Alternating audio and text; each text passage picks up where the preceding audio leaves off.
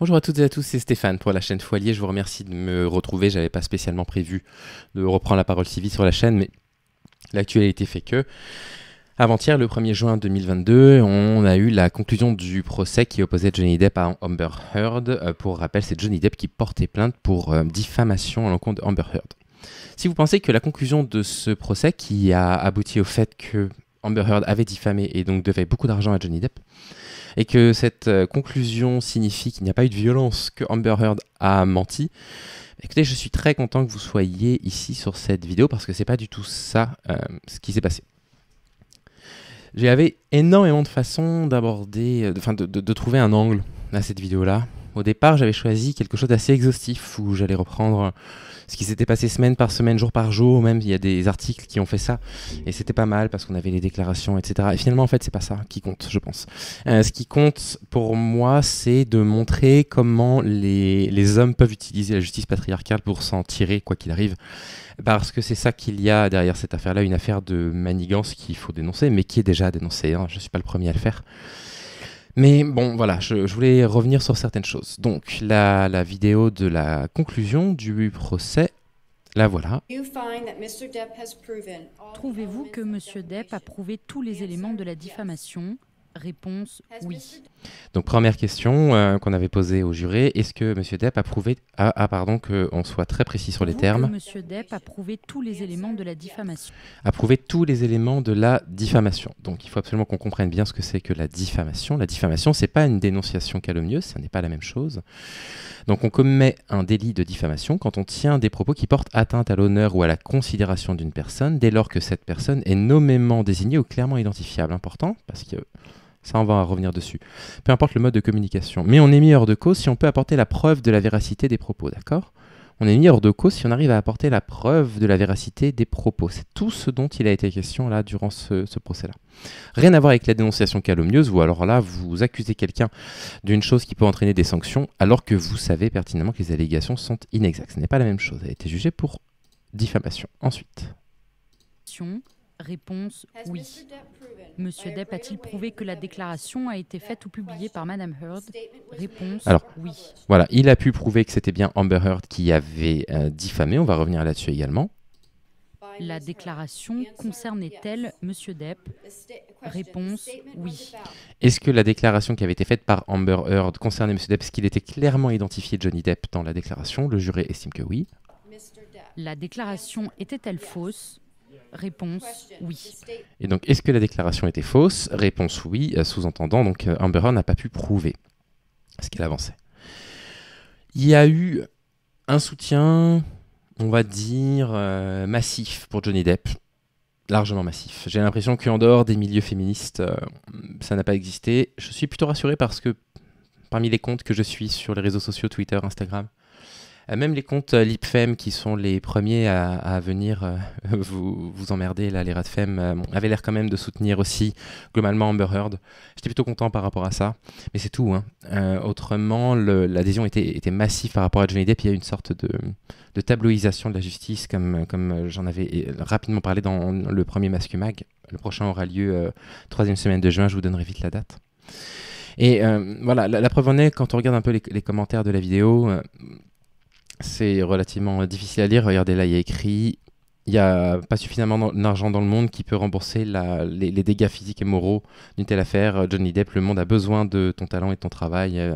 Bill Wright, je sais pas quoi, reviens vite. » Ça fait du bien de voir que la justice n'est pas aveugle et que les jurys ont su faire preuve de discernement et ainsi voir les faits qui, eux, conduisent à la vérité.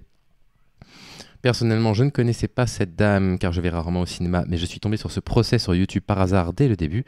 Je l'ai suivi dans sa totalité et lors de sa déposition, je n'avais jamais vu de ma vie quelqu'un d'aussi faux et dérangé mentalement, ayant l'audace de mentir devant le tribunal, ça fait peur, etc. etc. Enfin bref, tous les commentaires sont totalement en faveur de Johnny Depp. Il faut absolument qu'on reprenne au début. En 2018... Amber Heard s'est confié, un journaliste du Suns. Ses proches se sont confiés également à lui. Il y a des détectives privés qui ont été engagés également. Et le Suns a publié une tribune qui traite Johnny Depp d'abuseur de femmes, de violenteur de femmes. Johnny Depp a évidemment porté plainte contre cette tribune. La personne qui était visée, c'était Amber Heard à l'intérieur, dont l'article parlait. Ils expliquaient qu'il y a eu beaucoup de violence à l'encontre de Amber Heard et le journal a choisi de mettre en lumière 14 de ces moments. 14 moments où Johnny Depp a agressé Amber Heard. Johnny Depp a porté plainte contre le journal.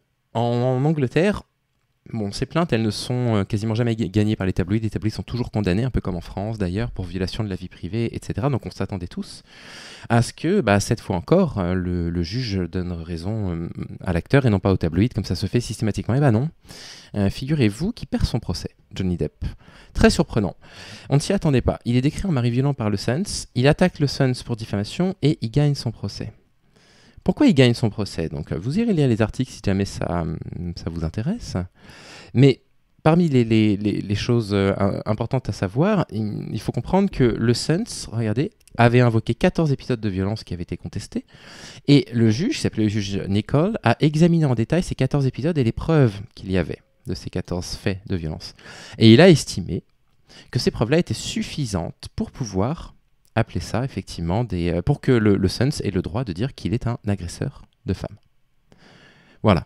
Donc, ça a surpris tout le monde, mais voilà quelle était la conclusion de ce procès. Johnny Depp n'a pas pu, a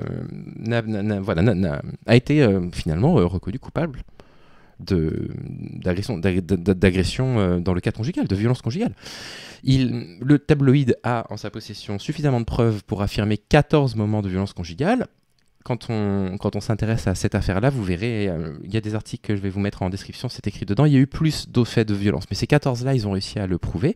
Ils portent plainte pour diffamation et le juge dit, en fait, les preuves, elles sont assez bonnes. Elles sont suffisamment bonnes pour que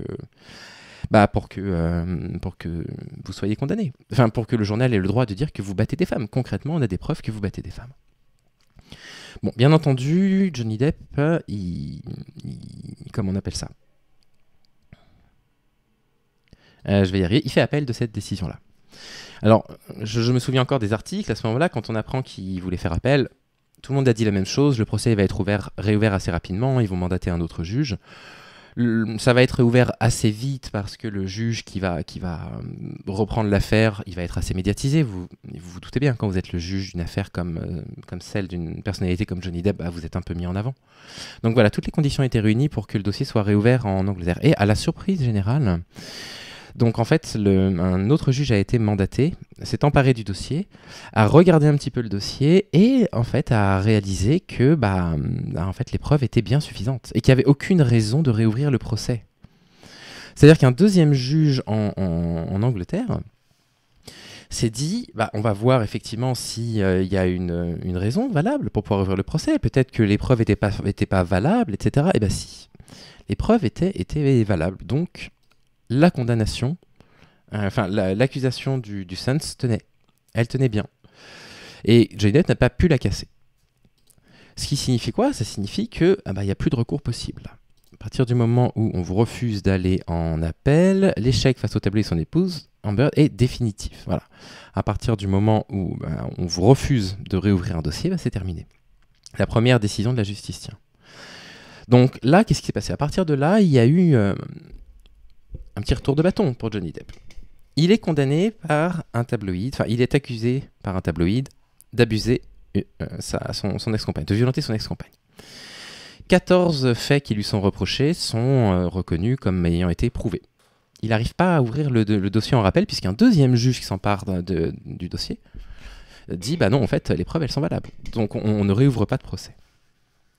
Tout le monde le lâche. Alors tout le monde le lâche, mais tout le monde le lâche pour des raisons différentes. Disney va être le premier à le lâcher. Et tout le monde va dire, voilà, Disney lâche Johnny Depp à cause des accusations de violence conjugale. Alors, c'est pas forcément faux. Mais ce qu'expliquent les employés de Disney, c'est que c'est pas forcément vrai non plus. À savoir que il est également mis de côté parce qu'il y a des problèmes légaux avec la justice, de problèmes, je crois, sur la route où il se montre dangereux, des problèmes de drogue, des problèmes de comportement. Ils décrivent également, vous verrez dans l'article, des problèmes de violence sur le plateau, d'insultes contre les gens. Ils expliquent également que Johnny Depp, il est cher, il est très, très, très, très cher. Et qu'il y a aussi des raisons financières, et ils expliquent enfin que les chiffres des derniers Pirates des Caraïbes ne sont pas très bons, Et qu'en réalité, ce qu'il pensait à faire, c'était en faire un reboot et de reprendre un petit peu tout ça à zéro. Et donc, Johnny Depp, accusé comme étant un agresseur, comme étant de violence conjugale sur sa compagne, mis de côté par Disney à cause simplement de ces faits-là, c'est une réécriture un peu simple, un peu simpliste de l'histoire qui est donc pas forcément vraie. Les accusations de mauvais comportement à l'encontre de Johnny Depp sur les plateaux, ils sont nombreux, il y en a eu beaucoup dans le cinéma. Certains le comparaient à Christian Bale dans l'intensité de ses colères. Et donc, voilà, ça, il prend un petit coup dans l'aile. Et puis, miracle pour lui, il trouve une faille. Et cette faille, elle est sur le Washington Post. Donc là, on est en 2018. On est en 2018, le 18 décembre, et Amber Heard écrit sur le Washington Post un article dans lequel elle explique qu'elle a toujours, depuis son plus jeune âge, dû faire face à la violence masculine et qu'elle a également dû faire face à de la violence conjugale. C'est tout. Elle ne cite pas Johnny Depp. Elle ne le cite à aucun moment. Et cet article est publié sur le Washington Post. Et c'est là qu'il faut faire une pause un petit instant et comprendre la perversité, ce qui va se passer dans la tête de Johnny Depp et en particulier de ses avocats. Là, ils se disent, bon, on a perdu un procès quand on a attaqué un magazine en diffamation qui nous a accusé qui a accusé Johnny Depp d'être un agresseur. On ne peut pas réouvrir ce procès-là dans un autre pays. Ils ne peuvent pas accuser le Sun dans un autre pays. Si vous avez été reconnu coupable d'un crime, je ne sais pas, en Allemagne, vous ne pouvez pas arriver en France et exiger d'être jugé en France pour la même chose en espérant être acquitté. Vous ne pouvez pas faire ça, c'est interdit. Donc, ils savent très bien que de toute façon, ça, ils ne pourront plus jamais rien y faire. Par contre, ce qu'ils peuvent faire, c'est utiliser le fait que, de façon complètement normale, Amber Heard parle de cet événement-là en disant « j'ai été victime de violences conjugales », ce qui est vrai, puisque ça a été reconnu par le tabloïd, et attaquer ça. C'est-à-dire, on n'attaque plus le tabloïd pour diffamation, on attaque cette fois-ci Amber Heard pour diffamation. Alors, ce qu'il faut savoir, c'est que ça a été discuté, ça, aux États-Unis, parce qu'il y a certaines personnes qui se sont dit « attention, là, Johnny Depp, est-ce qu'il n'est pas en train d'essayer de faire réouvrir le même dossier ?» Mais en fait, non, c'est pas tout à fait ce qu'il faisait. Donc ce procès, il a pu s'ouvrir parce qu'il n'attaque pas en fait le tabloïd Sun. Il attaque Amber Heard qui explique avoir été survivante de violences conjugales. Et un juge lui avait donné raison en Angleterre.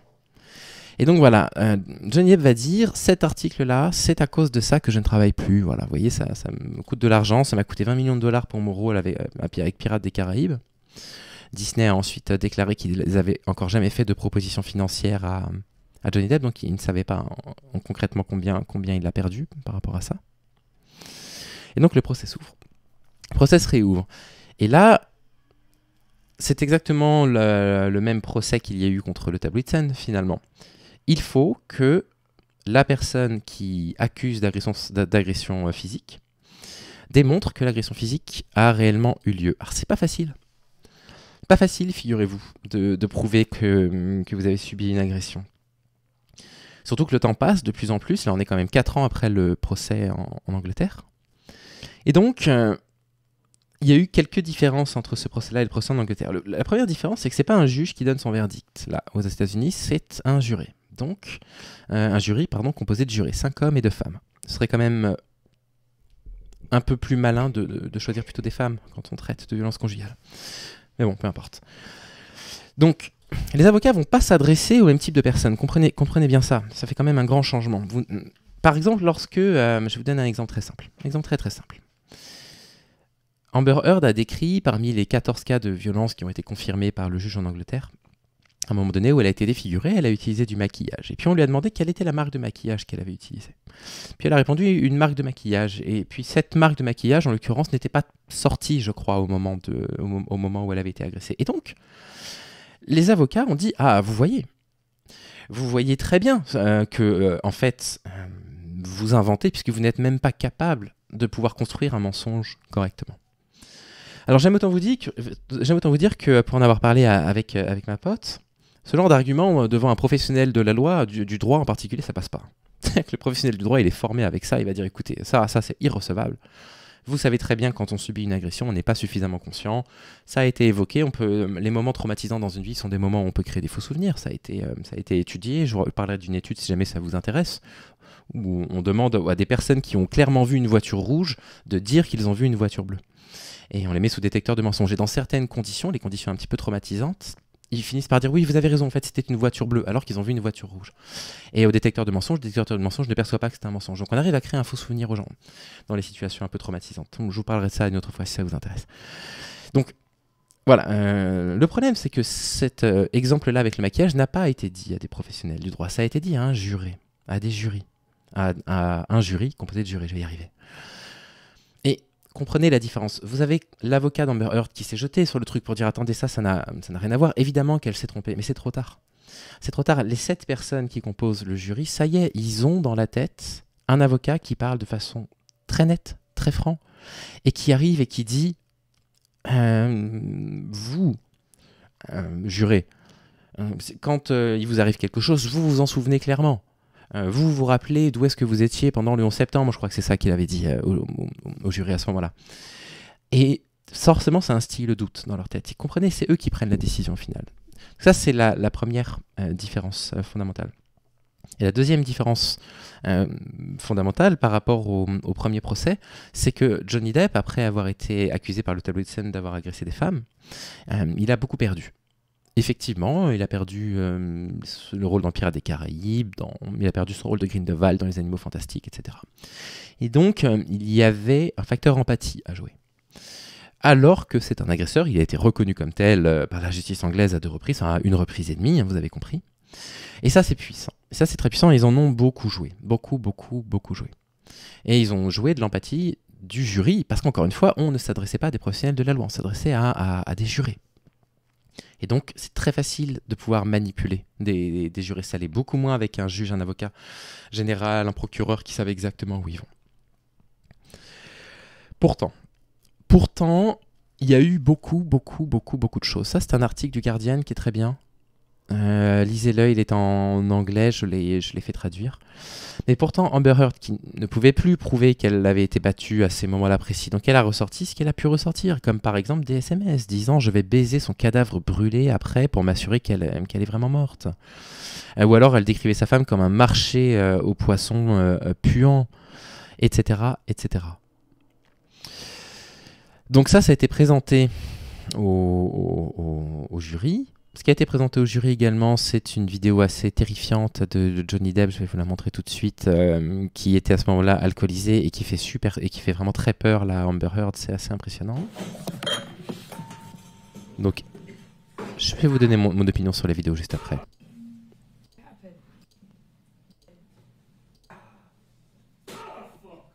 Donc voilà, il frappe des objets, il frappe les portes, il est complètement ivre. Là, regardez.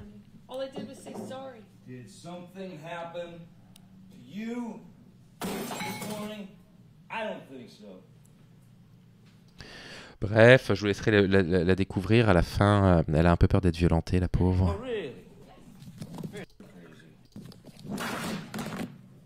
Voilà, vous verrez ça. Donc, dans cette vidéo-là, on voit Amber Heard qui a l'habitude de ces comportements de Johnny Depp. Elle l'entend venir, elle a compris ce qui allait encore se passer pour la énième fois. Elle prend son portable pour le filmer. Il y a de la violence autour de lui, etc. Évidemment, l'argument qui a été donné à cette vidéo-là, qui est inexcusable, c'est faux. C'est si elle avait peur pour sa vie, pourquoi elle n'est pas partie. Vous comprenez bien qu'on ne peut pas dire ça à un avocat ou à un juge qui s'occupe des affaires domestiques, de violences conjugales, etc. Ça passerait pas. Mais c'est pas à un juge que ces avocats-là se sont adressés, les avocats de Johnny Depp se sont adressés. Et donc voilà. Et donc les jurés ont rendu leur verdict. Ils se sont mutuellement diffamés. Amber Heard doit alors 15 millions de dollars d'après le verdict, mais en réalité, le maximum qu'elle va devoir verser, c'est 10 millions parce qu'il y a des lois dans l'État, donc ça a été ramené à 10 millions. Johnny Depp a une dette aussi à lui payer qui est très faible. Je crois que c'est 2 millions de dollars, je crois, ou 350 000. Je ne me rappelle plus pourquoi j'ai 350 000 dollars en tête comme chiffre. Et donc, voilà, Johnny Depp a l'impression d'avoir lavé son honneur. Bon, c'est quand même grave. Vous voyez ce qui s'est passé. Mécontent de son procès en Grande-Bretagne, en fait, il a trouvé une faille, une opportunité pour finalement refaire ce procès-là sans vraiment dire qu'il refaisait son procès et retravaillait son image. Et donc, d'un seul coup, le monde entier a oublié ce qui s'était passé avec le tabloïd Sense. Le monde entier l'a oublié et le monde entier a abandonné Amber Heard. Complètement abandonné. Cette décision de justice, elle est incompréhensible. Elle est scandaleuse et c'est c'est un vrai clou sur le cercueil de MeToo qui est mis par les hommes là. Parce que ça y est, c'est terminé. L'état de grâce des agresseurs revient en force. Vous pouvez avoir été accusé dans un pays d'avoir agressé une femme sur 14 points clés et sur les 14 points clés, ils avaient les preuves des faits de violence de Johnny Depp. 4 ans après cet événement-là, arrivé avec, en plus de toutes ces preuves, des SMS orduriers, comme vous l'avez vu, des vidéos où il fait peur à tout le monde, etc. Et bah voilà. Vous avez un jury formé au hasard, manipulé, qui se retrouve par faire accuser Amber Heard de diffamation. Par des procédés émotionnels manipulateurs, de pervers, faut dire les choses telles qu'elles sont. Voilà. C'est dur, c'est triste. C'est triste pour elle, mais c'est dur symboliquement aussi pour les femmes. Hein. Parce que le parcours de la combattante que c'est, d'aller jusqu'en cour de justice pour voir comment finalement une décision de justice en Angleterre peut être cassée, volée en éclats comme ça, on a vraiment l'impression que voilà, c'est le retour des agresseurs en force. Et il est hors de question pour moi de faire passer Amber Heard pour une scène. Évidemment, on a beaucoup d'informations qui montrent qu'ils étaient dans une relation qui ne fonctionnait pas, une relation très dysfonctionnelle. Mon point de vue, c'est qu'elle est dysfonctionnelle à cause de la violence masculine. Vous savez que c'est ma vision. J'ai peut-être pas raison à 100%, mais j'ai sûrement pas tort à 100% non plus. Mais peut-être qu'effectivement, elle est aussi problématique, mais c'était pas de ça dont il s'agissait. Et on a l'impression que c'est uniquement ça qui s'est passé au moment du procès. On a ressorti les moments où elle tenait, elle aussi, des propos orduriers et injurieux, ce qui a été le cas, le moment où elle a déféqué dans son lit. C'est complètement hallucinant de faire des choses pareilles. Mais bien sûr qu'on n'essaye pas de dire que cette personne-là est une sainte, bien sûr qu'on n'essaye pas de dire qu'il existe des mauvaises personnes sur Terre qui veulent faire des procès. On ne dit pas que tout ça, ça n'existe pas. On dit que là, dans ce cas-là, c'est quand même un coup dur. C'est quand même un coup dur qu'une personne qui a été condamnée pour 14 faits de violence conjugale se retrouve acquittée de la sorte et finalement se refait son procès de façon assez insidieuse aux yeux du monde entier. Vous vous rendez compte de la publicité pour Johnny Depp ? Entre le moment où il a été condamné par un tabloïd, c'était juste sorti dans la presse, ça avait scandalisé tout le monde, et là, où il a tout fait pour décrédibiliser cette pauvre fan, pour la faire passer pour une folle, pour une hystérique, pour une menteuse, etc. Voilà, quel coup de pub il s'est fait. Et voilà, ça fait mal au cœur, c'est crève-cœur. Voilà, c'était l'angle que j'avais choisi pour parler de l'affaire. J'espère que ça vous convenait. Allez, bonne journée à toutes et à tous, et on se retrouve vite pour le Mascumag du mois de juin. J'annoncerai la date du live, si vous souhaitez y assister en direct. On est le 3 juin, je vais y arriver, et j'ai déjà énormément de choses à dire dans ce Mascumag. Allez, à bientôt.